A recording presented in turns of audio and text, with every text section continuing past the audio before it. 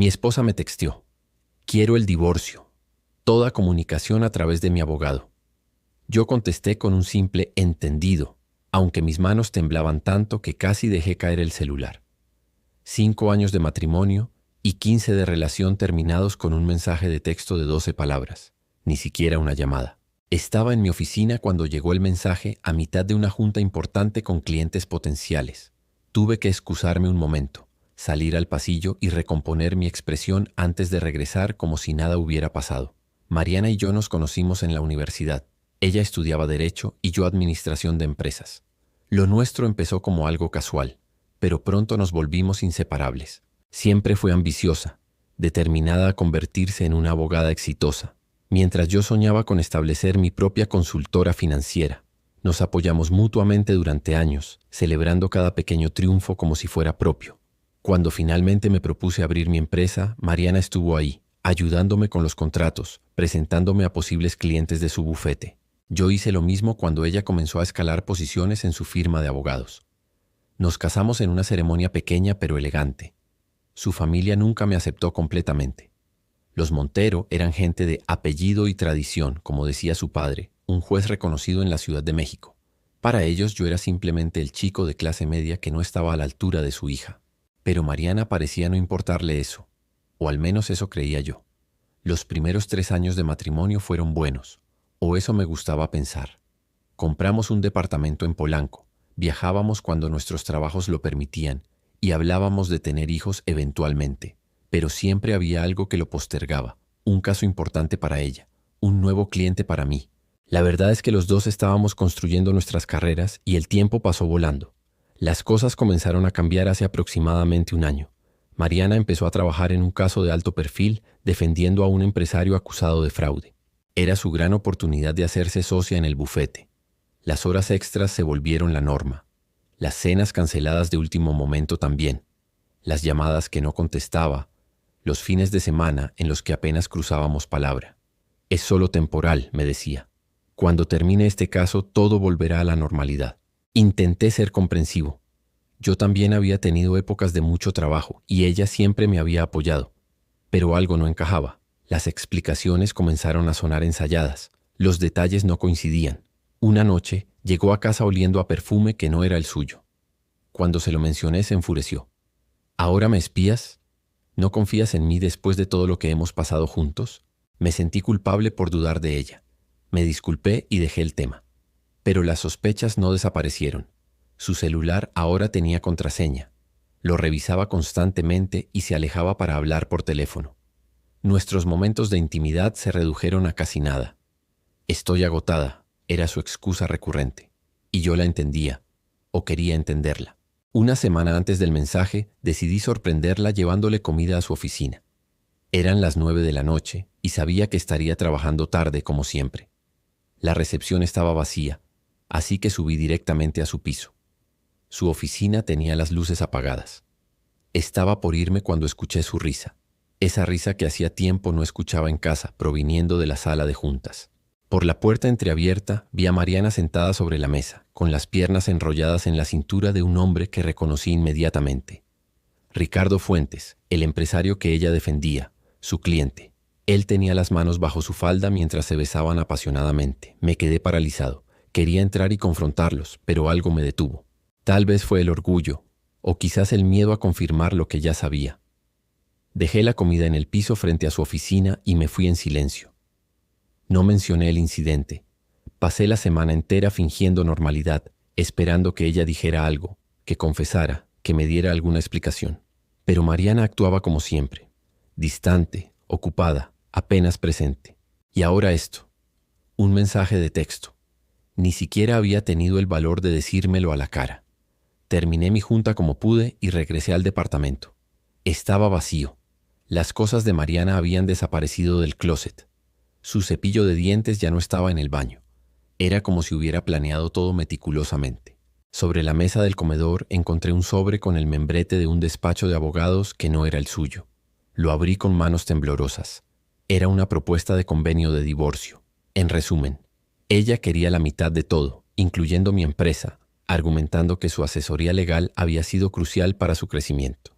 También pedía nuestro departamento, alegando que yo podía fácilmente adquirir otra propiedad con mis ingresos. La propuesta incluso mencionaba una compensación mensual por desequilibrio económico. Me reí amargamente. El desequilibrio económico era una broma cruel. Mi consultora iba bien, pero ella ganaba casi el doble que yo con los casos de alto perfil que manejaba. Esta era la mujer que decía amarme, planeando cómo sacarme hasta el último centavo mientras se revolcaba con su cliente millonario. Esa noche, sentado solo en nuestro departamento con una botella de whisky como única compañía, tomé una decisión. No iba a permitir que me destruyera. No iba a ser la víctima de su traición. Si Mariana quería guerra, guerra tendría. Mi respuesta al mensaje de divorcio de Mariana no fue impulsiva. Después de una noche procesando el shock, decidí jugar estratégicamente. No respondí inmediatamente a las demandas de su abogado. En lugar de eso, comencé a reunir evidencia y preparar mi defensa. El primer paso fue hablar con Luis, mi mejor amigo y contador de mi empresa. Le conté todo, incluyendo la escena que había presenciado en la oficina. Necesito proteger mi empresa, Luis. Es todo lo que tengo. Tranquilo, Alejandro. Mariana nunca figuró como socia ni inversionista en los papeles. Su asesoría legal fue como tu esposa, no como abogada contratada. No tiene caso legal para reclamar la mitad. Eso me dio algo de alivio, pero sabía que Mariana era astuta. No por nada era una de las abogadas más temidas en litigios comerciales. Ese mismo día contraté a Claudia Vázquez, una abogada especializada en divorcios contenciosos. La había conocido en un evento de networking años atrás y sabía de su reputación implacable. Cuando le mostré el convenio propuesto, simplemente negó con la cabeza. Esto es un abuso, Alejandro. Están intentando intimidarte. ¿Tienes alguna prueba de la infidelidad? Solo lo que vi, pero no tengo evidencia concreta. Necesitamos más. ¿Has notado gastos inusuales en cuentas conjuntas? ¿Regalos costosos, viajes, reservaciones? Revisé meticulosamente nuestros estados de cuenta. Ahí estaban. Cargos de hoteles en fechas en que supuestamente tenía juntas nocturnas, compras en joyerías, cenas en restaurantes exclusivos. Todo coincidía con el periodo en que comenzó a defender a Ricardo Fuentes. Claudia también me aconsejó hablar con el personal del bufete de Mariana. Con discreción contacté a Daniela, su antigua asistente que había renunciado recientemente. Al principio se mostró reticente, pero cuando le expliqué mi situación, suspiró profundamente. Renuncié por eso, Alejandro. No podía seguir siendo cómplice. La relación de la licenciada Montero con el señor Fuentes lleva meses. Tengo correos, mensajes que imprimí cuando me pidió eliminarlos del sistema. Esos documentos se convirtieron en oro para mi defensa. Mostraban claramente una relación que iba más allá de lo profesional, incluyendo planes para un viaje a Europa que coincidía con nuestro aniversario de bodas. Mientras tanto, Mariana comenzó su campaña de desprestigio. Amigos comunes me llamaban preocupados. Alejandro, Mariana dice que la abandonaste, que te negabas a tener hijos, que la has amenazado. Era surrealista escuchar esas mentiras, pero entendí su estrategia. Construir una narrativa donde ella fuera la víctima para justificar sus demandas económicas. El golpe más bajo vino cuando su padre, el juez Montero, llamó a mi oficina. Siempre supe que no era suficiente para mi hija, dijo con ese tono condescendiente que conocía bien. Podemos hacer esto fácil o difícil. Si cooperas con las peticiones de Mariana, me aseguraré de que tu empresa no sufra repercusiones. De lo contrario, la amenaza quedó flotando en el aire. Estaba utilizando su influencia judicial para intimidarme. Grabé esa llamada. Una evidencia más. 3 semanas después del mensaje de texto, tuvimos nuestra primera audiencia preliminar. Mariana apareció impecable, con un traje sastre color crema que le había regalado en su cumpleaños. A su lado, un abogado canoso de aspecto severo, y detrás de ellos, para mi sorpresa, Ricardo Fuentes. Es mi consultor financiero en este proceso, explicó ella al juez cuando éste cuestionó su presencia. Sentí la sangre hervir, pero mantuve la compostura. Claudia me había advertido, no muestres emociones, es exactamente lo que quieren.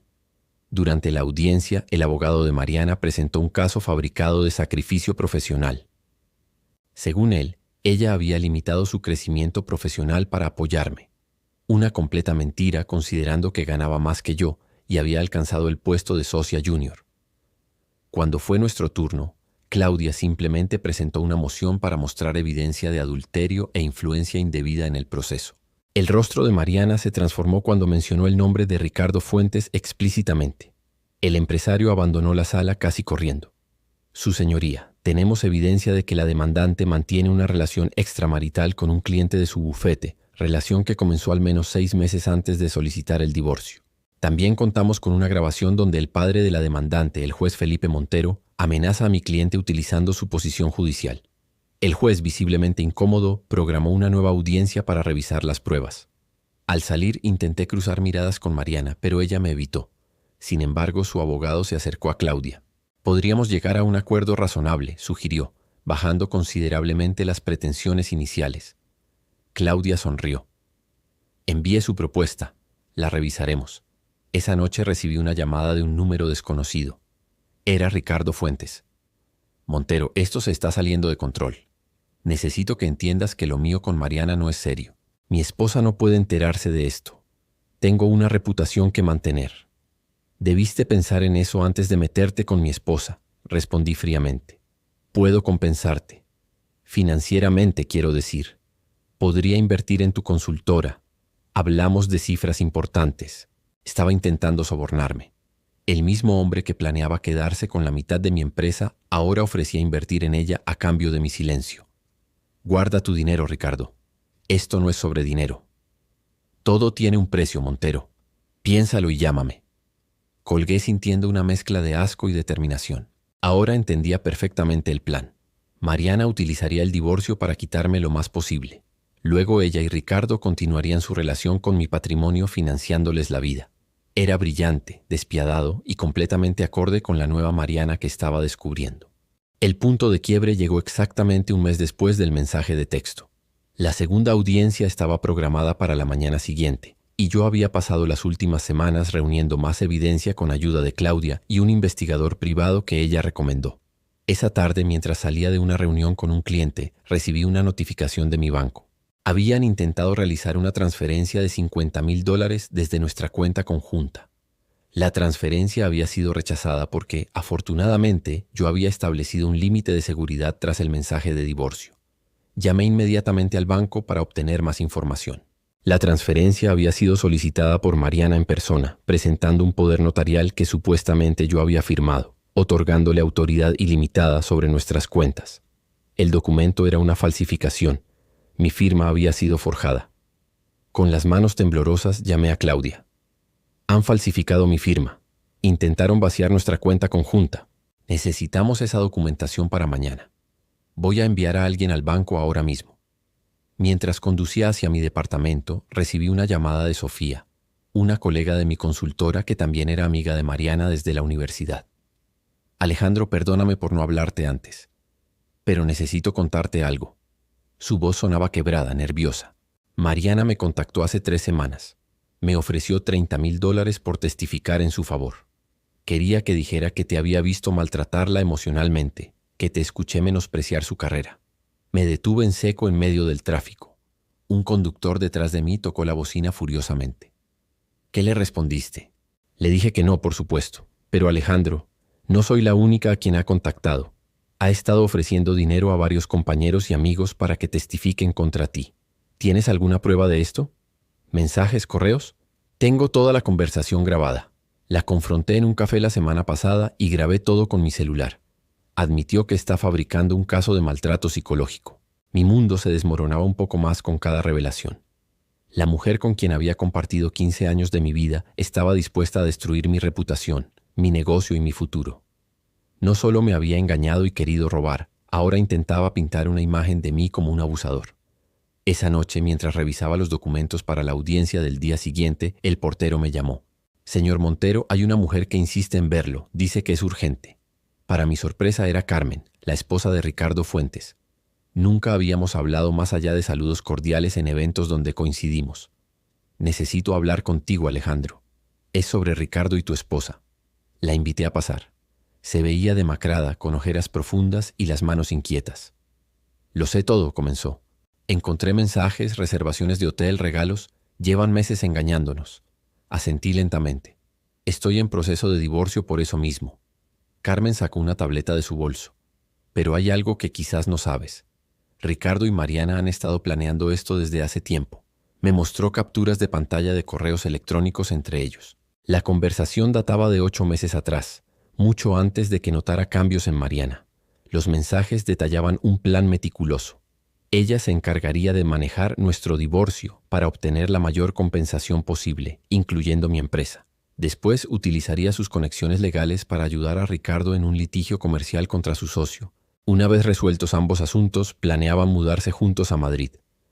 Ricardo ha transferido casi $2 millones a una cuenta en España en los últimos meses, explicó Carmen. Dinero de nuestra empresa familiar. ¿Por qué me muestras esto?, pregunté, aunque ya intuía la respuesta. Porque quiero justicia. Ricardo cree que puede abandonarme después de 20 años de matrimonio, llevarse el dinero que construimos juntos y empezar de nuevo con tu esposa. No voy a permitirlo. Me explicó que había contratado a un abogado especializado en fraudes financieros y estaba preparando una demanda contra Ricardo. Quería saber si yo estaría dispuesto a unir fuerzas. Tenemos la audiencia mañana, le dije. Esta información podría cambiarlo todo. Puedes usarla. Solo te pido que no menciones mi nombre todavía. Necesito un poco más de tiempo para asegurar ciertas pruebas bancarias. Cuando Carmen se fue, me quedé contemplando las copias que me había dejado. La magnitud de la traición era abrumadora. No solo se trataba de una infidelidad o un intento de obtener ventaja en el divorcio. Era un plan calculado para destruirme mientras ellos construían su nueva vida con mi patrimonio y el de Carmen. Esa noche no dormí. Repasé mentalmente cada momento de los últimos meses, identificando señales que había ignorado. Me preparé para la batalla que vendría al día siguiente, sabiendo que sería el momento decisivo. Ya no era solo sobre salvar mi patrimonio o mi reputación. Era sobre exponer la verdad y hacer que Mariana y Ricardo enfrentaran las consecuencias de sus acciones. La sala de audiencias estaba más llena de lo que esperaba aquella mañana. Además de los abogados y el personal del juzgado, vi caras conocidas, algunos amigos comunes, colegas del bufete de Mariana e incluso su padre, el juez Montero, sentado estratégicamente donde el juez de nuestro caso pudiera verlo. Mariana llegó escoltada por su abogado y nuevamente por Ricardo Fuentes. Se veían confiados, intercambiando sonrisas ocasionales mientras revisaban documentos. Ella ni siquiera me miró. Claudia y yo teníamos nuestra propia estrategia. Habíamos decidido no mostrar todas nuestras cartas de inmediato, sino dejar que ellos presentaran su caso primero. La información proporcionada por Carmen y Sofía sería nuestra bomba nuclear, pero esperaríamos el momento adecuado. El abogado de Mariana comenzó presentando una imagen completamente distorsionada de nuestro matrimonio. Según él, yo era un hombre controlador que había limitado el potencial profesional de Mariana, que me había aprovechado de sus conexiones legales para construir mi consultora y que ahora me negaba a darle lo que legítimamente le correspondía. Mi cliente sacrificó oportunidades profesionales significativas para apoyar el crecimiento de la empresa del señor Montero, afirmó con voz solemne. Rechazó ofertas internacionales, postergó su desarrollo profesional, todo en beneficio de la relación y los negocios de su esposo. Cada palabra era una mentira descarada, pero mantuve mi expresión neutral, como Claudia me había aconsejado. Luego vino el golpe bajo, 3 testigos que afirmaron haberme visto menospreciar y controlar a Mariana. Reconocí a 2 de ellos, un pasante del bufete claramente intimidado y la prima de Mariana. El tercero era un completo desconocido que se presentó como consultor que trabajó con ambos. Sus testimonios eran claramente ensayados, con frases casi idénticas y anécdotas vagas sin fechas específicas. El juez parecía escéptico, pero dejó que el proceso continuara. El momento más surrealista llegó cuando Ricardo Fuentes subió al estrado como testigo experto financiero. Como asesor financiero con 20 años de experiencia, puedo afirmar que la empresa del señor Montero debe su éxito primordialmente a las conexiones y aportes intelectuales de la licenciada Montero. Sin su participación, dicha empresa probablemente valdría la mitad. Claudia se levantó inmediatamente. Su señoría quisiera cuestionar las credenciales del señor Fuentes como testigo experto en este caso, así como su imparcialidad. El juez asintió. Proceda, licenciada. Lo que siguió fue magistral. Con precisión quirúrgica, Claudia expuso que Ricardo no tenía ninguna especialización en valuación de empresas, que nunca había trabajado en el sector de consultoría financiera y que existía un claro conflicto de interés. Señor Fuentes, ¿podría decirnos cuándo fue la última vez que se reunió con la licenciada Montero fuera del contexto de este divorcio? Ricardo se removió incómodo. Nos reunimos por asuntos profesionales ocasionalmente, como en el Hotel San Regis hace 3 semanas, o en el restaurante Pujol el mes pasado, o quizás en su viaje a Valle de Bravo hace 2 meses. El rostro de Ricardo palideció. Mariana susurró algo urgente a su abogado, quien solicitó un receso que el juez denegó. Su señoría, continuó Claudia, tenemos evidencia de que el señor Fuentes y la licenciada Montero mantienen una relación personal que va más allá de lo profesional, relación que comenzó mientras ella aún estaba casada con mi cliente. Presentó las fotografías del investigador privado, los recibos de hoteles y los testimonios de empleados del bufete. La sala se llenó de murmullos. Cuando fue nuestro turno de presentar nuestro caso, Claudia fue directa. Su señoría, lo que estamos presenciando es un intento coordinado de fraude. No solo la licenciada Montero engañó a mi cliente con el señor Fuentes, sino que ambos han conspirado para despojar al señor Montero de sus bienes legítimos. Presentó entonces las pruebas de la falsificación de mi firma, el intento de transferencia bancaria fraudulenta y los testimonios de colegas como Sofía, a quienes Mariana había intentado sobornar. El momento decisivo llegó cuando Claudia presentó las capturas de pantalla proporcionadas por Carmen.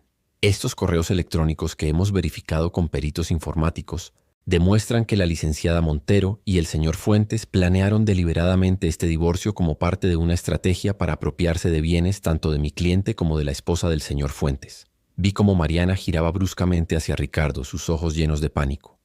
Él parecía igualmente descompuesto, buscando frenéticamente algo en su teléfono.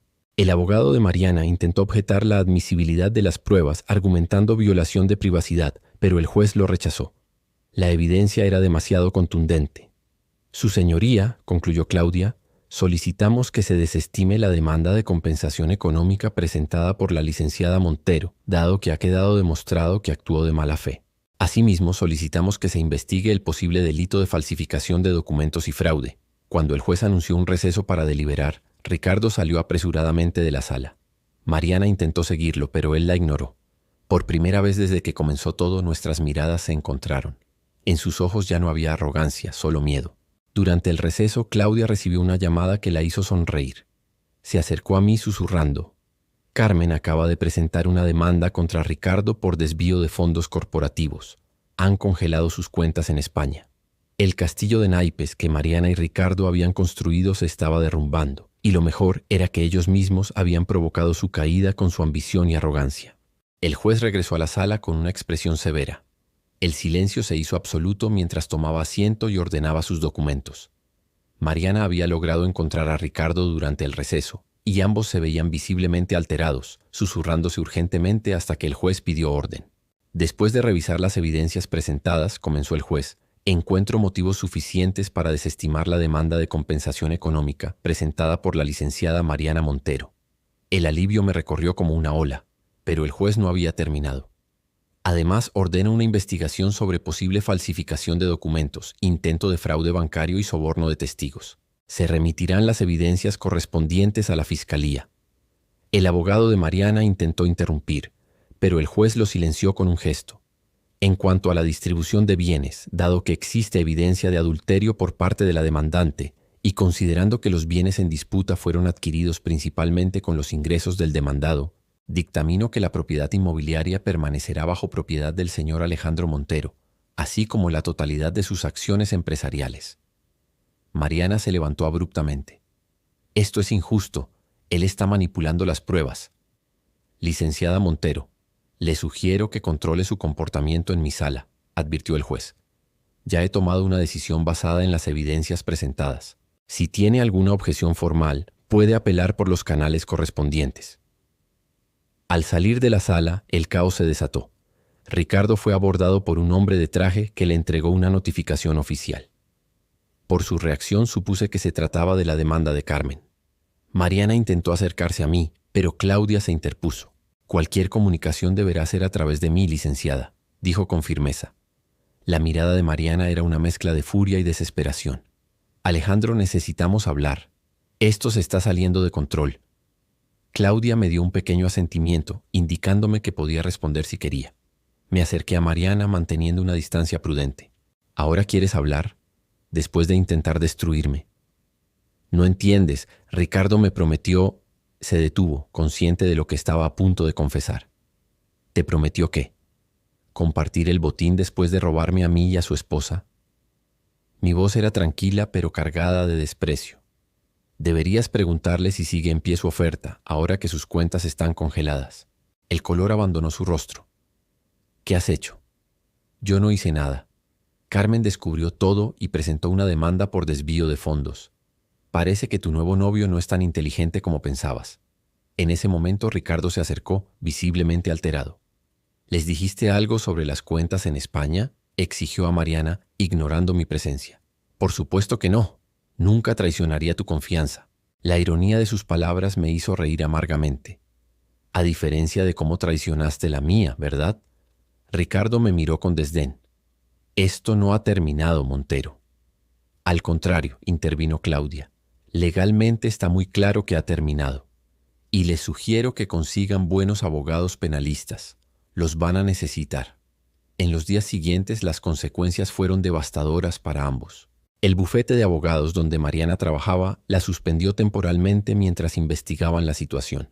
La noticia de que una de sus socias junior había mantenido una relación inapropiada con un cliente y posiblemente había comprometido la ética profesional era demasiado grave para ignorarla. Ricardo enfrentaba problemas aún más serios. Además de la demanda de Carmen, la Fiscalía había abierto una investigación sobre posible lavado de dinero relacionado con las transferencias a España. Sus socios comerciales comenzaron a distanciarse y varios clientes cancelaron contratos. Una semana después de la audiencia recibí una llamada de un número desconocido. Era el padre de Mariana. Montero. Esto ha ido demasiado lejos, dijo, su voz carente de la arrogancia habitual. Mi hija ha cometido errores, pero está sufriendo consecuencias desproporcionadas. Sus acciones tienen consecuencias, juez Montero. Yo no inicié esto.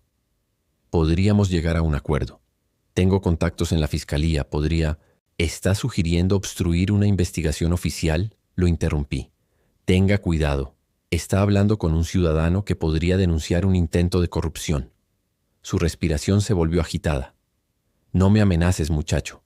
No sabes con quién te estás metiendo. Al contrario, sé exactamente con quién estoy hablando. Con un juez que intenta usar su influencia para proteger a su hija de las consecuencias de sus propios actos. Y tengo esta llamada grabada, por cierto. Hubo un largo silencio antes de que colgara.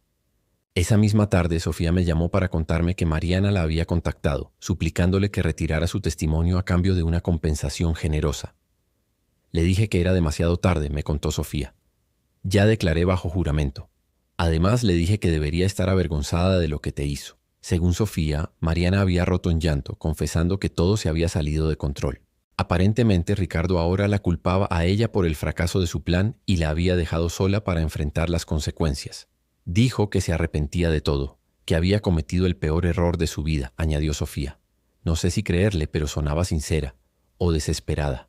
Esa noche, sentado en el departamento que una vez compartimos, reflexioné sobre cómo mi vida había cambiado en tan poco tiempo. El dolor seguía ahí, pero también había un extraño sentimiento de liberación. La verdad había salido a la luz, y aunque el proceso había sido doloroso, me había mostrado de qué estaba hecho realmente. Han pasado 6 meses desde aquella audiencia que cambió el rumbo de nuestras vidas. El divorcio se finalizó oficialmente hace 3 meses, con términos mucho más justos de los que Mariana inicialmente pretendía. No solo conservé mi empresa y nuestro departamento, sino que el juez determinó que ella debía cubrir mis costos legales debido a su conducta durante el proceso. Las consecuencias para Mariana fueron severas, pero no tan devastadoras como pudieron haber sido. Después de una investigación interna, el bufete donde trabajaba la despidió por violación de ética profesional. La relación con un cliente mientras manejaba su caso y el intento de utilizar información privilegiada para beneficio personal fueron violaciones imposibles de ignorar. La Fiscalía decidió no presentar cargos penales por la falsificación de mi firma, principalmente porque no llegó a concretarse la transferencia fraudulenta, pero esto quedó en su expediente profesional. Ricardo Fuentes no corrió con la misma suerte. La demanda de Carmen prosperó y las autoridades financieras congelaron activos por valor de casi $3 millones que había intentado ocultar. Se llegó a un acuerdo extrajudicial en el cual Ricardo tuvo que ceder gran parte de sus acciones en la empresa familiar a Carmen, además de una compensación económica sustancial. Los cargos por posible lavado de dinero siguen en investigación. Lo más sorprendente para mí fue enterarme, por medio de Carmen, con quien he mantenido cierto contacto, que Mariana y Ricardo terminaron su relación apenas unas semanas después de la audiencia. Según Carmen, Ricardo culpó a Mariana por la exposición de su plan, alegando que ella había sido descuidada y demasiado ambiciosa. La abandonó cuando más lo necesitaba, justo como yo siempre supe que haría. En cuanto a mi vida, ha habido cambios significativos. Mi empresa no solo sobrevivió a la tormenta, sino que ha prosperado. Irónicamente, el caso generó cierta notoriedad en círculos empresariales, y varios clientes potenciales se acercaron impresionados por cómo manejé la situación. Contraté a 2 consultores más y expandí nuestros servicios hacia la asesoría en protección de activos y planificación financiera para divorcios complejos. La experiencia personal a veces es la mejor maestra. Vendí el departamento en Polanco. Demasiados recuerdos, demasiados fantasmas. Compré un lugar más pequeño pero con una vista espectacular en La Condesa. Un nuevo espacio para un nuevo capítulo. Un mes atrás recibí un correo electrónico de Mariana. Después de dudar si leerlo o no, finalmente la curiosidad ganó. Alejandro, sé que no tengo derecho a contactarte después de todo lo que pasó, pero necesito decirte que lo siento profundamente. No espero tu perdón, ni siquiera una respuesta. Solo quiero que sepas que reconozco el daño que te causé y que vivo con ese arrepentimiento cada día. Lo que hice no tiene justificación. Dejé que la ambición y una fantasía romántica nublaran mi juicio y traicioné al hombre que siempre estuvo a mi lado, al hombre que realmente me amaba. Ricardo resultó ser exactamente lo que tú sospechabas, un manipulador que me utilizó y luego me desechó. Ahora estoy tratando de reconstruir mi vida lejos de México. Me mudé a Monterrey, donde estoy trabajando en un pequeño despacho legal. Es un nuevo comienzo, aunque llevo conmigo las consecuencias de mis errores. Te deseo lo mejor, sinceramente. Mariana. No respondí. No por rencor, sino porque realmente no había nada que decir. El ciclo se había cerrado. Hace unas semanas, durante una cena de negocios, conocí a Elena, una arquitecta que trabaja en proyectos de sustentabilidad urbana. Hablamos toda la noche, no sobre el pasado, sino sobre el futuro, sobre ideas, proyectos, sueños. Fue la primera vez en mucho tiempo que me sentí genuinamente entusiasmado por conocer a alguien nuevo. Hemos salido varias veces desde entonces, tomando las cosas con calma. No sé si llevarás a algo serio, pero se siente bien estar abierto a las posibilidades nuevamente. Claudia, mi abogada durante todo el proceso, se ha convertido en una buena amiga. Cuando le conté sobre el correo de Mariana, me dio un consejo que ha resonado conmigo desde entonces. El perdón no es para ella, Alejandro, es para ti. No significa olvidar o justificar lo que pasó. Significa liberar el peso del resentimiento y seguir adelante con tu vida. Estoy trabajando en eso. Algunos días son más fáciles que otros. Hay momentos en que todavía me despierto con la imagen de Mariana y Ricardo en aquella sala de juntas o con la rabia de recordar cómo intentaron despojarme de todo lo que había construido. Pero esos momentos son cada vez menos frecuentes, menos intensos. La semana pasada Carmen me invitó a tomar un café. Me contó que había asumido el control total de la empresa que antes compartía con Ricardo y que las ganancias habían aumentado un 30% bajo su dirección.